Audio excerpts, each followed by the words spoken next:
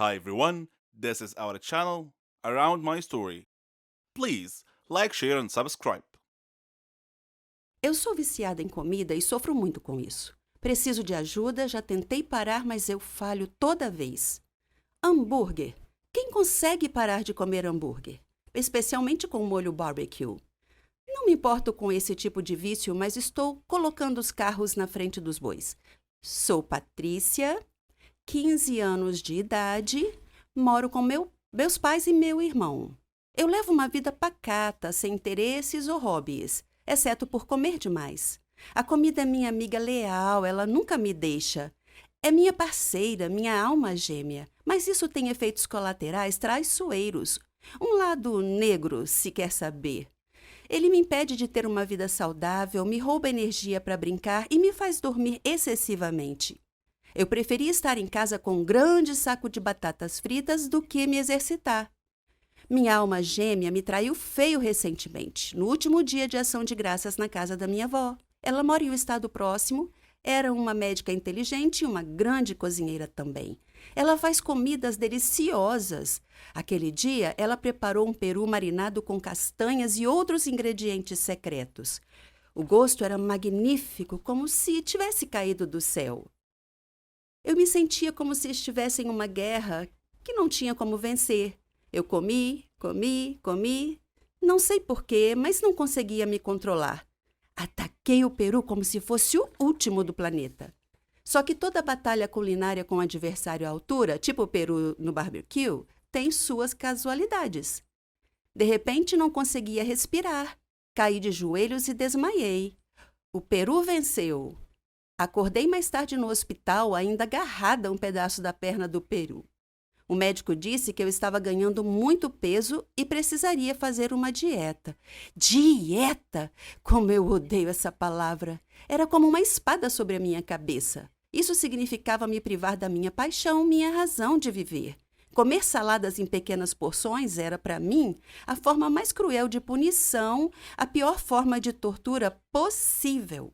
Imagine pensar em uma pizza maravilhosa, gordurosa, cheia de queijo, com todos os molhos possíveis e de repente abrir seus olhos e encontrar uma bacia de salada. Mas eu tinha chegado a um limite na minha vida. Um dia, meu irmão estava brincando na rua, enquanto eu estava sentada em casa, olhando fixamente para um pedaço de cheesecake, parado lá, me tentando a comê-lo. Eu me esforcei muito para resistir, mas no final sucumbi e devorei o bolo como um animal selvagem. Logo depois, comecei a ficar tonta, mas não tinha como pedir ajuda.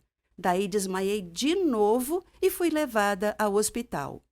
Enquanto estava meio inconsciente, eu ouvi o médico dizer: "Ela precisa parar de comer ou ela vai morrer."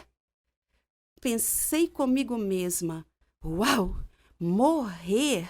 Então tomei minha decisão lá mesmo. Decidi lutar uma nova guerra, a guerra contra meu apetite. No caminho de volta para casa, disse a meu pai que queria ir ao nutricionista. Ele ficou feliz de ouvir aquilo. Mais tarde, na clínica, a médica nos recebeu e me disse como superar meu fetiche por comida. Ela me passou uma dieta com um cardápio cheio de comidas saudáveis.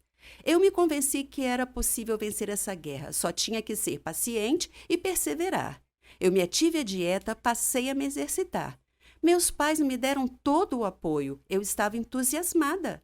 Totalmente posso fazer isso. A semana passou rápido e eu não vi a hora de ver a médica e ter boas notícias. Quando a médica me pesou e disse que meu peso não havia mudado, meu mundo caiu. Ela me olhou e perguntou como era possível. Disse a ela que não sabia que estava seguindo a dieta direitinho, apesar do esforço tremendo da minha parte. Mais uma semana se passou e voltei à médica. Os resultados foram os mesmos. Ela disse: "Patrícia, você tem certeza que está seguindo a dieta que te prescrevi?" Eu disse sim. Ela se sentou pensativa, então me disse, meio perplexa: "Isso é estranho, seu peso está aumentando e não diminuindo." Essa notícia inesperada me deixou confusa. Outra semana se passou, nada de novo. A médica ficou impressionada. Voltei para casa abatida e meu pai me perguntou o que havia de errado. Quando contei, ele riu. "Você acredita nisso?" Meu pai riu na minha cara. Fiquei furiosa.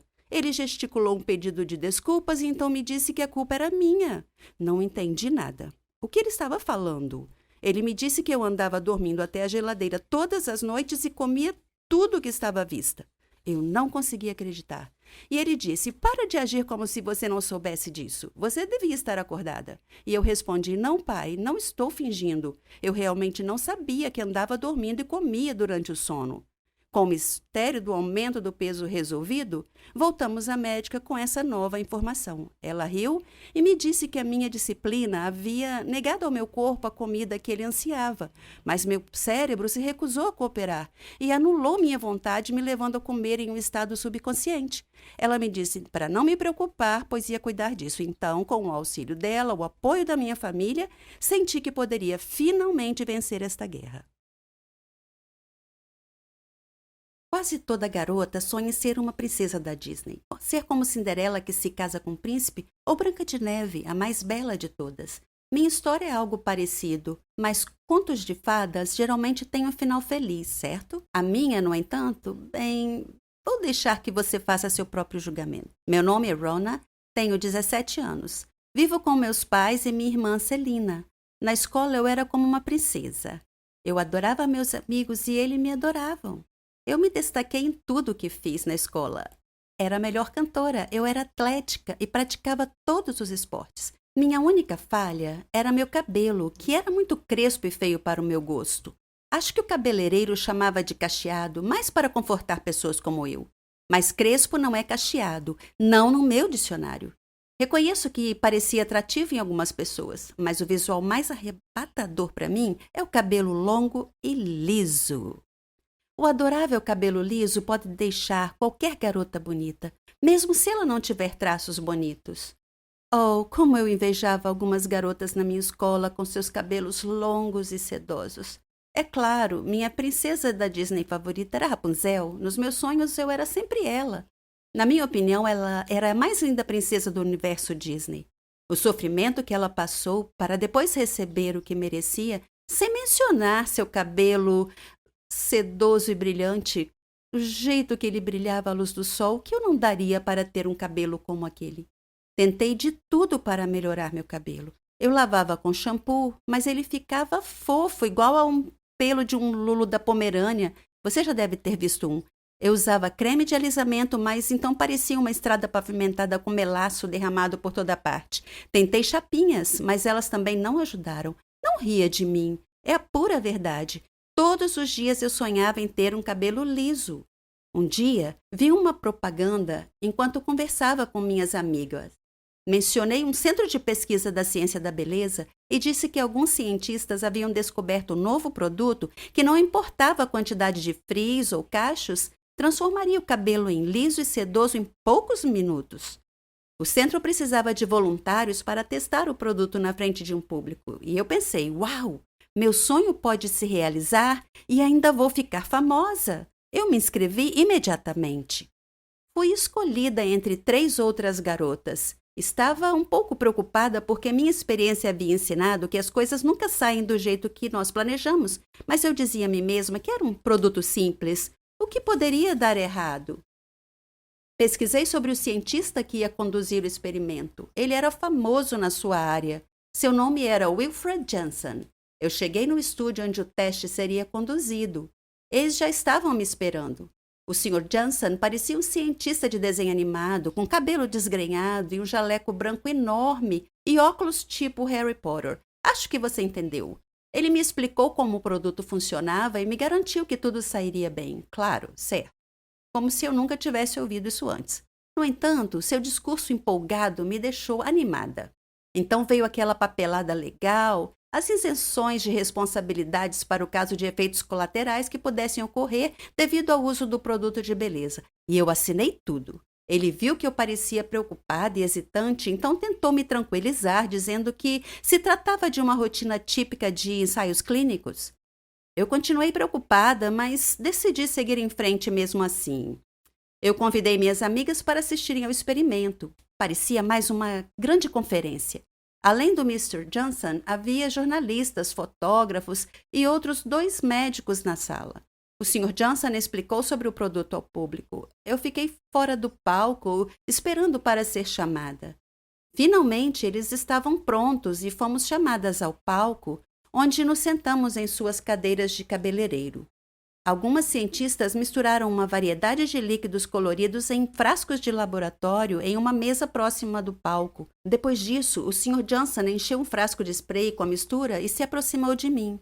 Ele sussurrou no meu ouvido que meu nome entraria para a história. Então ele borrifou meu cabelo com o elixir mágico que os cientistas prepararam minutos atrás. Eu esperei nervosamente, então, lentamente, meu couro cabeludo sentiu uma sensação de ardor, como se tivesse sido mordido por uma centena de formigas de uma vez. Mas eu estava com vergonha de mencionar isso, então a dor diminuiu e um milagre aconteceu.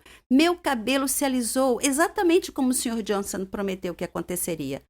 O público aplaudiu entusiasmado. O poderoso aroma de sucesso na obtenção de dinheiro impregnou a atmosfera da sala. Toquei o meu cabelo e não pude acreditar como estava maravilhoso. Continuei acariciando e acariciando, tão macio, tão sedoso, tão reto e suave. Fiquei super feliz. O Sr. Johnson se aproximou do microfone, segurando o produto na mão e estava prestes a falar quando o público suspirou.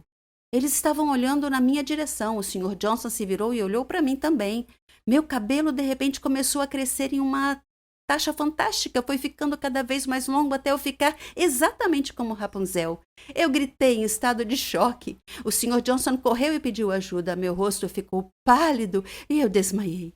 Quando acordei, estava deitada no palco, em uma cama, com meu próprio cabelo preso debaixo de mim. Eu toquei meu cabelo e sim, ele ainda estava macio, sedoso e liso. O meu desejo parecia ter literalmente se tornado realidade. Eu era de fato a Rapunzel moderna que ganhou vida. É por isso que eu queria compartilhar minha história com você hoje. Cuidado com o que deseja, porque pode acontecer de verdade. Uma coisa legal sobre o sucesso é ver todos seus amigos e família tão orgulhosos de você e suas conquistas. Esse respeito mútuo e apreciação é sobre o que a amizade significa. Minha história é sobre sucesso e amizade também, quando dois amigos se tornam incompatíveis e não mais uma mão na outra. Meu nome é Cherry e eu tenho 21 anos de idade. Eu tinha uma amiga que se chamava Margot. Ela não era apenas minha amiga, era minha melhor amiga, minha irmã. Ela significava o mundo para mim. Nós éramos parecidas em tantos jeitos, até mesmo em nossos hobbies e nossos sonhos. Depois da morte de meu pai, minha mãe e eu nos mudamos para a vizinhança de Margot, já que a mãe dela era a melhor amiga de minha mãe. Eu tinha apenas 3 anos nessa altura, então Margot e eu praticamente crescemos juntas. Na escola, nós partilhávamos das mesmas aulas, estudávamos juntas e até mesmo éramos parceiras de laboratório. Ela e eu sonhávamos em ser farmacêuticas. Eu tive muita dificuldade no ensino médio, mas consegui terminar com o suporte de Margot em seu encorajamento. Eu não tive muita liberdade e independência como ela tinha, porque minha mãe era super protetora. Foi nesse ponto que minha história realmente começa.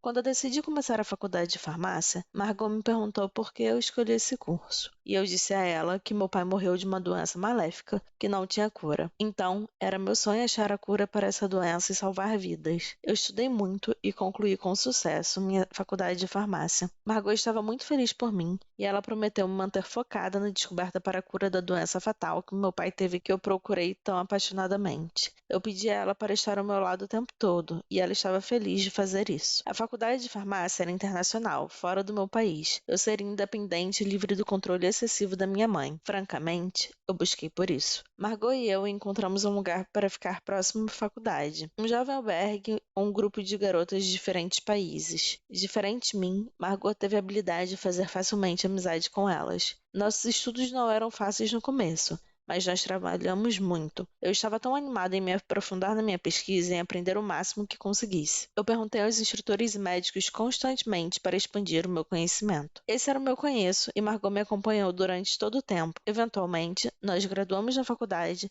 e começamos a nossa carreira. Eu comecei em uma companhia farmacêutica, enquanto ela começou em outra. Nós éramos agora, de algum jeito, competidoras. No preparo para minha pesquisa privada, eu aluguei um flat próximo à minha empresa. Margot fez o mesmo, próximo à empresa dela. Ela estava sempre me perguntando como minha pesquisa estava indo. Ela sabia que eu estava tentando desenvolver um antibiótico para curar a doença do meu pai, mas não era fácil, porque a imunidade do corpo humano atacava os antibióticos e destruía antes que pudesse destruir as células da doença. Eu tinha descoberto uma substância neutra que o sistema autoimune não iria atacar, então a droga poderia penetrar no corpo longe o suficiente para encontrar e destruir as células da doença via interações químicas. Minha primeira pesquisa foi rejeitada, mas eu continuei tentando, e em cada tentativa eu descobri algo novo. Durante esse tempo, Margot também estava ocupada com seu trabalho. Um dia, ela me ligou. Ela estava chorando porque havia sido demitida de seu trabalho. Eles a acusaram de ter roubado uma pesquisa importante. Eu lhe disse que ela era tão profissional no seu trabalho que ela não deveria ficar triste, que deveria tentar um emprego na minha empresa. Eu disse a ela que eu a recomendaria para o meu coordenador. Ela me abraçou e me agradeceu demais e falou: "Você é realmente a melhor amiga de sempre, Cherry." No dia seguinte, eu disse ao meu coordenador sobre Margot e lhe disse que ela estava à procura de um emprego e estava aguardando do lado de fora. Ele a entrevistou e lhe deu um trabalho. Eu estava tão feliz agora que ela e eu trabalhávamos na mesma empresa. Margot continuou perguntando sobre minha pesquisa. Eu dava ocasionais atualizações. Eu estava hesitante para lhe dizer muito, mas novamente, ela era minha melhor amiga, além de tudo, então eu a convidei para minha casa para falar sobre minha pesquisa. Margot não ficou tão feliz como eu achei que ela estaria em ouvir sobre o meu projeto, mas eu imaginei que fosse porque ela foi despedida recentemente. Minha pesquisa pessoal tomou meu tempo completamente. Era até mais importante que o meu trabalho. Um dia, quando apareci no trabalho, meu chefe falou que eles não precisavam mais de mim e eu estava livre para ir embora. Demitida. Eu estava chocada e perguntei por quê. Ele disse que eu estava gastando muito tempo em casa realizando a minha pesquisa e pouco tempo no trabalho. Disse que tinha enviado muitas cartas para minha casa dizendo que deveria voltar ao trabalho e eu não havia respondido a ele e que falhei para voltar ao trabalho. Ele disse que minha colega de casa, Margot, havia recebido as cartas no meu lugar e havia prometido entregá-las a mim. Eu estava em choque. Ele disse que ela nunca havia dito nada. Voltando a casa, eu confrontei Margot e perguntei por que ela não me entregou as cartas do meu chefe, como ela havia prometido a ele que faria. Ela agiu com justificativa e disse que ela havia recebido as cartas, mas andava tão ocupada que ela colocou elas de lado e esqueceu das cartas. Eu a perdoei, mas senti que ela não estava sendo completamente honesta comigo. Eu apaguei tudo isso e disse a ela que ser demitida iria deixar meu tempo todo livre, então eu poderia dedicar mais tempo na minha pesquisa. Dias depois, Margot me ligou e me chamou para celebrar com ela, e eu perguntei qual ocasião era. Ela disse que teve uma promoção e ficou com o meu lugar de trabalho, meu emprego anterior. Eu estava feliz por ela, mas ao mesmo tempo senti que havia algo errado com essas circunstâncias que parecia estar crescendo. O tempo passou e meu experimento finalmente encontrou sucesso. Eu havia sucedido em encontrar um remédio que destruíra as células da doença. Eu estava na Lua. Meu pai estaria tão orgulhoso de mim.